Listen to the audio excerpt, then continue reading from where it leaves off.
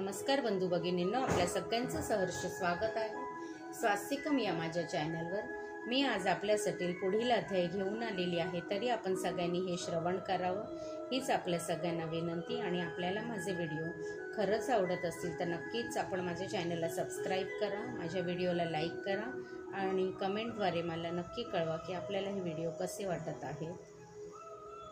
ओम नमश्च चंडिकाय, ओम नमश्च चंडिकाय, ओम नमश्च चंडिकाय।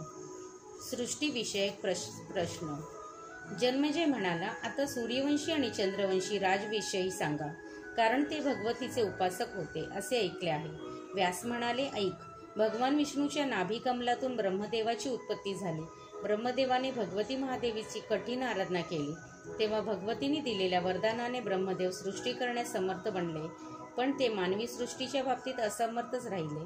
म्हणून ब्रह्मदेवाने श्रेष्ठ लक्षणांनी युक्त अशा मानसपुत्रांना उत्पन्न केले। त्यात सर्वात प्रथम मरीची होय।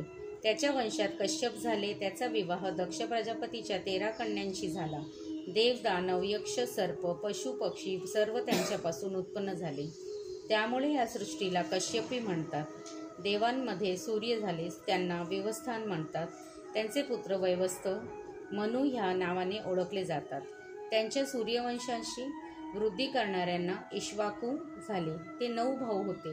ते असे इक्ष्वाकू, धृष्ट, शर्यती, नर्यंत, प्रांशु, नृग, करुष आणि पृषर्ध हे 9 प्रसिद्ध होते।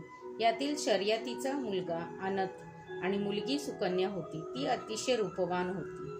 श्रीदेवी पर्णमस्तु, शुभं भवतु, शुभं भवतु, शुभं भवतु। ओम नमश्च चंडिकाय, ओम नमश्च चंडिकाय, ओम नमश्च चंडिकाय।